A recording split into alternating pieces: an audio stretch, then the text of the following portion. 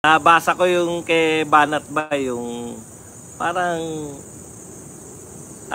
may mga nanghihingi na taga Hong Kong. Ang dami negative na reaction dun sa pinost ni Banat Bay na ano ang tawag nyo sa mga vlogger na nanghihingi pa rin kahit may binigyan na ng pamasahe.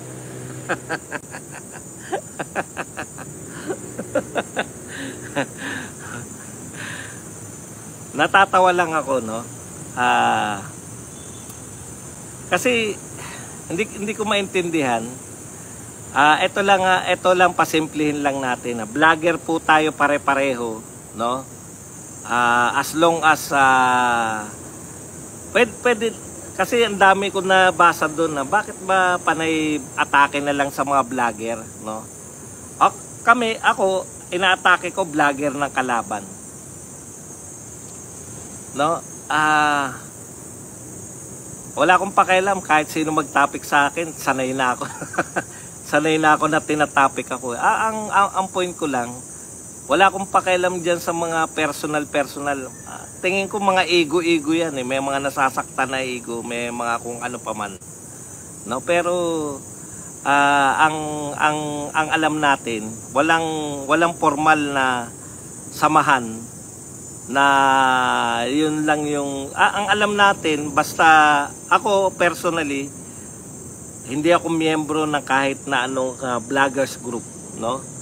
Yung grupo natin dito sa channel natin, hindi po kung may vlogger man, wala sigurong malaking vlogger na kasama sa kulto ni Digong, no?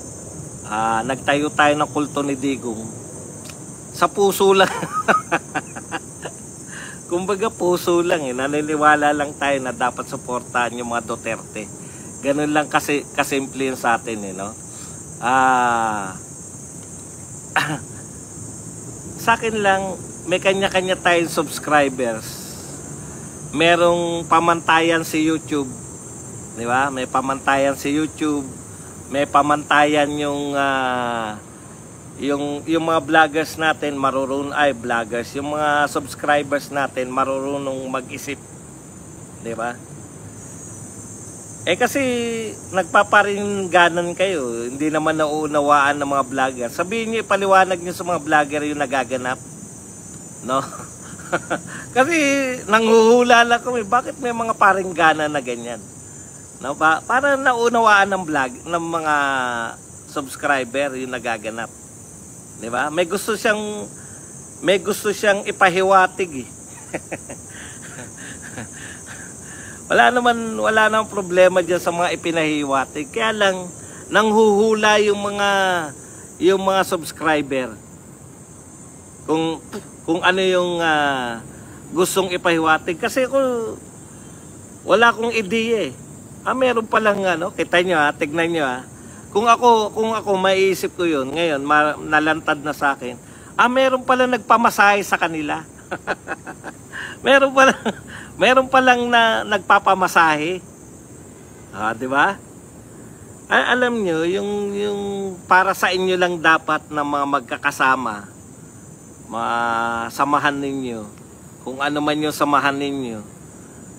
Internal yata yan para sa inyo eh, no? Nalalaman tuloy ng lahat, di ba? Parang ganun lang, no? Kung meron kayong mga internal na usapan para sa inyo lang, sana para sa inyo na lang yun. Kasi katulad niyan, no, nalalaman tuloy ng lahat ngayon na parang ang dami po pucha, ako nga ano lang nakahubad lang eh. Topic na ako. Gusto niyo ba i-pick up yan ng mga kalaban natin? Yung mga ganyan? Minsan sumusobra din naman. Vlogger lang tayo pare-pare. Kaya tandaan nyo yung mga Pilipino, mahilig yan sa mga inapi. Gulat ako, yung grupo na parang lumalabas na parang inaapi, sumisikat sila, no? Mga tropa pa naman natin. nakisali. Hindi. Ganito lang. Wag po tayong maguluhan kayong mga kulto ni Digong. Kung naniniwala po kayo kay Tatay Digong at sa mga anak niya, hindi naman po mahirap ispilengin yung nagaganap, no? Kung pro Duterte ka, tapos magkakaalaman din naman yan eh.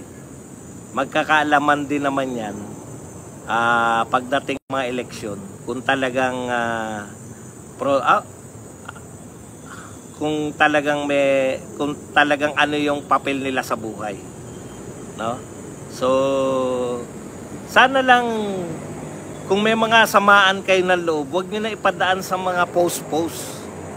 Lalo na magkakasama naman sila. Di ba magkakasama yan eh. Kaya alam nga nila nagaganap sa kanilang mga buhay.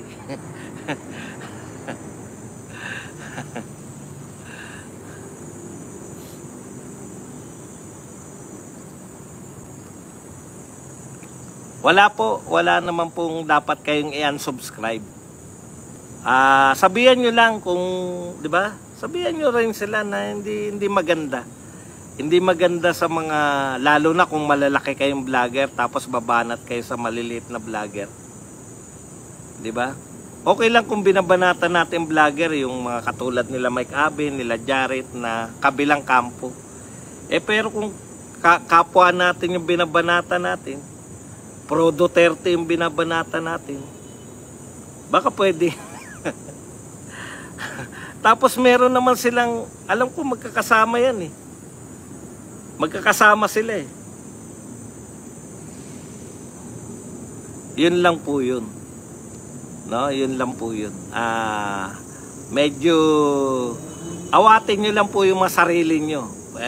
Yung private nyo nalalaman, wag nyo lang. Yung private na para sa inyo lang, hindi naman po lantad yan eh. Wala nga kaming alam na may libre pala yung pamasahe, libre pala kayo sa Hong Kong. Wala po nakakaalam yan. Di ba? Wala pong nakakaalam na may libre kayong pupunta ron. Baka ngayon, eto ngayon na maging problema, no? Kung pinapaalam nyo na may libre yung pagpunta nyo ng Hong Kong, hindi namin alam. Ako personally, hindi ko alam kasi lahat ng pinuntahon kong maisog, hindi po ako na libre kahit kailan. Pamasahe, sagot ko yan lahat. Hotel, sagot ko yan lahat. Ngayon nag-iisip na ako teka mo pala muna. Paano pala pag wala kayong libre? Hindi po ako nang iintriga, no? Pero ano iisipin ng mga viewers ngayon? Di ba? Lahat pala yan, libre kayo. Kaya ba kayo umati na maisog dahil libre lang kayo? Maraming pag-iisipan tuloy. Biruin nyo, wala naman nakakaalam. Hindi ko alam yan eh. Hindi ko alam na may nanlibre sa kanila. Okay?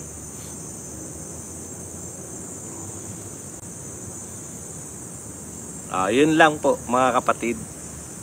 Kung magbabanatan kayo in private, may mga contact naman yata kayo, magkakasama po kayo. Huwag nyo nang idaan sa, kasi mga viewers nyo, viewers din namin, viewers din nila. Isa lang po inikutan natin Duterte viewers po lahat yan.